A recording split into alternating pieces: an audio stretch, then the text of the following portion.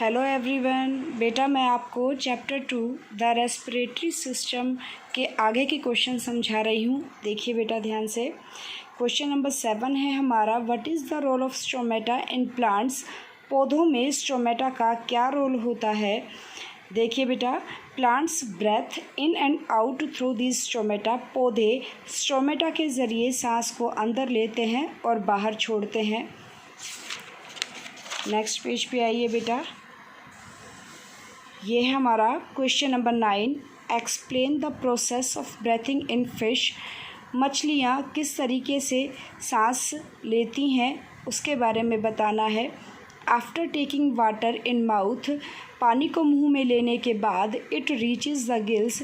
ये जो पानी है वो कहाँ पहुँच जाता है, गलफड़ों में पहुँच जाता है। Then the gills take the oxygen dissolved in water. तब ये गलफड़े पानी में से ऑक्सीजन को ले लेते हैं। नेक्स्ट क्वेश्चन है बेटा हमारा क्वेश्चन नंबर 11। देखिए बेटा, find the pairs which are incorrectly paired and rewrite them correctly in the space given below.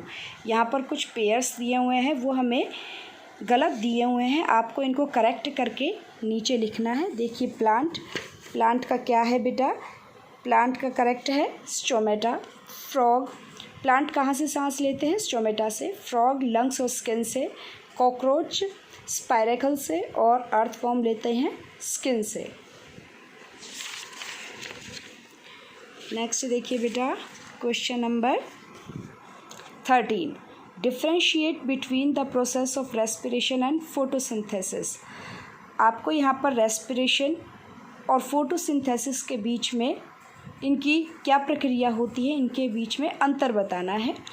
देखिए respiration, this process goes on during day as well as night.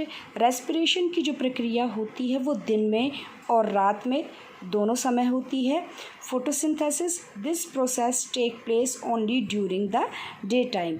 ये जो प्रक्रिया होती है वो केवल दिन के समय होती है। नेक्स्ट देखिए बेटा question number 14, compare the functions of wind pipe in humans with the functions of tracheal tubes in insects. इसमें बताना है बेटा, इंसानों में विंड पाइप और इंसेक्ट्स कीड़ों में ट्रैकियल ट्यूब्स क्या काम करती है। इन ह्यूमंस, इंसानों में wind pipe connects the nose and mouth to lungs.